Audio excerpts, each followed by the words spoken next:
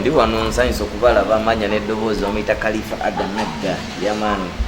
mwaka mpya Khalifa mpya nakaviri kapya nanyini kwe yayimba kukeesa owaye mwaka kutambula kutya mwaka tegubadde mubi mwaka mulungi nnyo muganda wo Kenzo yali nominated mu Grammy Awards teyasobodde giwangula naye bobaka kiboyina eriye akinyiza okumugamba nti olweddeyo obugwe yabukoze just okufuna nomination kyokka kimala kubanga Grammy si bwe bwa award bwa bulijjo kitegeero no mu Nigeria naye ne waba bamunominatize mu Grammy bakitwala nga kyamaanyi just nti Abannayuganda kale tebali informed kutegeera maanyi ga Grammy eno kyeki ne Grammy ya award esinga obwakabi mu kuyimba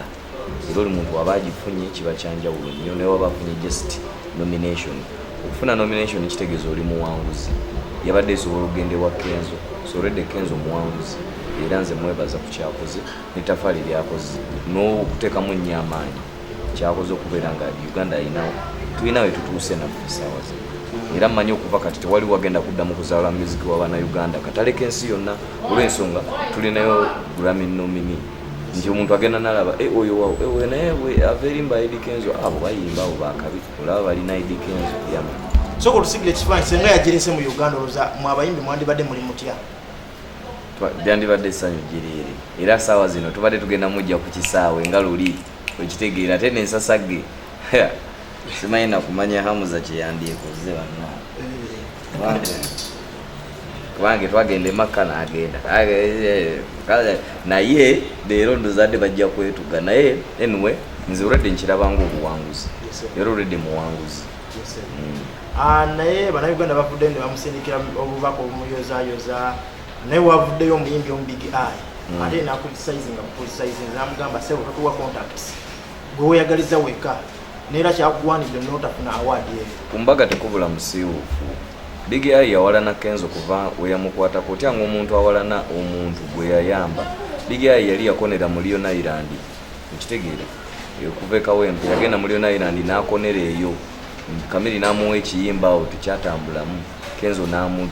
namuyita n'abajja mu Big Talent Big Eye era n'ateekawo ennogu n'akola musimanya ekisimabe ki Big Music era ng'akijje mu Big Talent ne baddamu ebyo n'addayo Kenzo nga focus ye eri ku music era omulaba yakwatanga ku batipsizi n'akwata ku baani Big Eye focus ye yalinga mu kwagala abakazi bakulu era achievement ye yakwagala mudonizera kuzaala mudonizera kati achievement zo bwe zibanga kuzaala mu bakadde mbulukuba omukazi erikazi erinawo obusente ku centenary bukandizaalemu ng'eyo ya achievement yo ojja kusigala ng'okolima Big Eye kula wadde ofunye ka chance abantu nga bakudiddemu bakuwaddeko akabembereza kubanga baali bakukyawa oba olina bisiraani abantu bangi nnyo bagenze mwenaale muteba balina kye babakola nange kennyini tebalina kye bankola naye kati okudda ku Kenzo omanyiire ekyo ndabira ddala nga oli mu kuddamu okweteekako ttafu kati oli mu kwongera abantu banyiiza oyongera banyiiza okitegeera kuba bakuyambye buyambi mulimu abantu abamu nga bafaani babayamba buyambi owulira ennyimba zaabwe babayamba buyambi bawagira okubeerawo kati nga Big Eye husband material kiki luyimba ki zisiruwulirangako muliwo ennyimba zezisobola nze nakuteeka ku playlist yange nga newe basimu ne luzannyanga mwerulinyizo luyinza obba luyimba naye terumwepansa kutuuka kumanyira Kenzo kintu kirala nnyo Kenzo akoze binene nnyo lwa industry eno contact azikuwe kuki azikuwe okole ki muyimbi ffenna tuli bayimbi okulonda Kenzo alina ebintu bya tojja kutwala bintu kamiliyoni byatutte toyimbye nnyo Kenzo yakabeerawo mu industry tusooke tulabe kale Kenzo tuyinza olowooza babimuweredde bwereere abadde mu industry okumala emyaka emeka yakakola concert simeka biki byakaakiivinga yafunako BET okitegeera so kitegeeza erinnya lye already lyatuukayo naawe kolerera eriri abantu babeere nga barecognizinga Kenzo si yalina okuwa contacts wakawo yakweyimirira ne bakurecognizinga kubanga ne bashiba baali babanominatinzeeko ne bafiiki babanominate n'azawo yennyini bamunominatingako naye wakawo gwokoze omuyimbi tewetaga contacts mbu netaga contacts simanya biki obimanyi you want your song to be played on Trace TV kebigenda ku page za Trace okebere bu music bamuteekawa ukitigira kyogamba nsalwa ye muluma nsalwa na bujja nga mbadde nkunyonyola history waabwe gye batandikira kuveeri bamugoba mu Lion Island era kweyagaliza bintu bya munene omukulu afunye akantu ke Big Eye ayagala kukali agabira musowani y'omukulu okitegeere ebyo ebibugo bya mu Lion Island nagenda mu big talent n'aleeta empisa ze zimu eyagala okuwanika ku Kenzo mbuno akole competition yatandika kuyimba indicator nakuba indicator zidda ku left mulaba gye zaamutwala paka mwenarem paka abantu mukuba bucupa oyo sawa zino tumuyamba buyambi kubanga abantu bamukyawa tuyinza oba twagenda mu mwenarem with the reason naye abantu bamubuuze wagendayo okukola ki kuba noonyeza kalulu oyina maanyi ki okitegeera so oyo yetaaga kwetonda bebabeera kitegeeza baali badda ku ssaawa entebe indicator yazikuba zigenda ye yazikuba Kenzo yamulaga nga munnange tugende eno olugendo lwa Big ET tujagala kulambuza ebiyenga agamba nze simanya nkuba kasaawe kefa akeekazo simanya nze ndi mwana w'ekazo simanya biki akasajja nga kamugamba munnange gwe no omuli kisajja kinyirira osanga bali banagamba olina mweru munnaabwe wanga yagamba wanze donezera simanya biki kati achievement yo Big Eye gyolina kuzaala mu donezera ebya music bireke era kyobola n'ennyimba zoyimba ulira hazibandi material can you imagine sajja ina kabona amawanga agamba hit ye Uganda obudde hit ye naye eri level ndala eri level ki level ndala twinzi twawule namagoya ku muzungu wadde bonna beeru kati Kenzo muzungu ate Big Eye abannamagoya sibayisiza mu maaso bannamagoya ne twawule ettooke kugonja omweru ne yeyerusa twawule omweru ne yeyerusa twawule Big Eye yeyerusa magezi kigoyizo mu Big Eye ajje muwandikira oluyimba olugendo mufuula nga Kenzo kyetaaga music ajje muwandikira oluyimba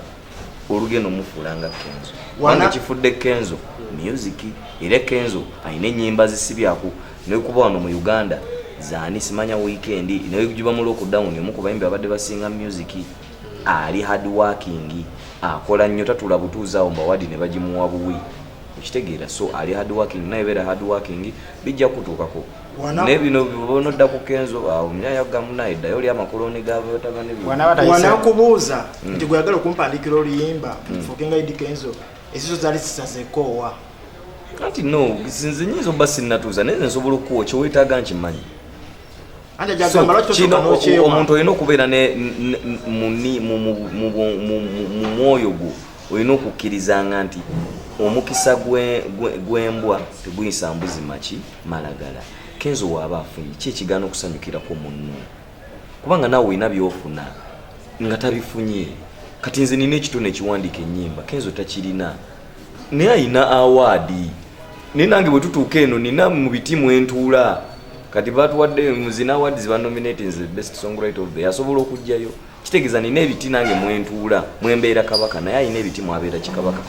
abannayuganda tuyige okweyagaliza n'okwagaliza bannaffe nga balina ebirungi bye batuuseeko nga tumaliriza mukwano gwo Shiba Spice nga mudilitinga nga amani following amudilitinga ebifaananyi byonna byonna abijjayo ekikulu kati nze siyingira nnyo mu ntalo z'abakazi ezo ntalo z'abakyala be bamanya ebizibu byabwe ate simanya biki bayagadde ku musajja omu oba biki simanyi naye kyenyinza obbagamba era bonna kibeeyimirira ndongo wabula kyenyinza okuyita kugamba bapromota nti kati saawa zino bano okujjamu buli omu okuggwamu kiri kyeyewulira mu munne babakolera ebbato nze njagala balaba nga bonna bali ku bbato nja kubeerawo nga leero kubanga bonna ba ex gyendi oli ex lava ono ex kowaaka gwe wali awandikira Shiba music okuba nga tonabagamba nti nokitadde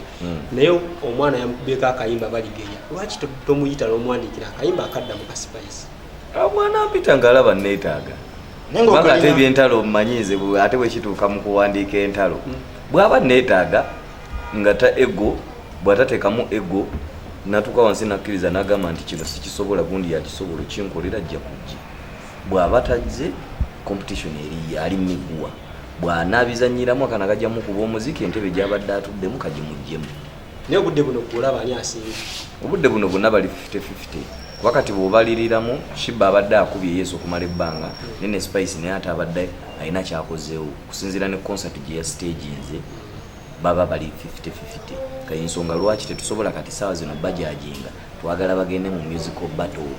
leero bapromota babalamu biki muveeyo muziri generations enkadde mbadde nga mulowoleza mbukola battle enagikolera Chameleon na Bobi Wine simanyanga beef big 3 kati kale mbadde ne ba big 3 tweyongeddeko n'abalala babiri big 5 kakati twagala nabo mubakolere ki battle akasemba oloza becha ebyaddala bali mu kabati era balina okwecha kubanga ino competition music mbanga bagala ku musajja omu byaddala era biri be bali bataddewo mbusimanyanga behaginga bali balimba era noli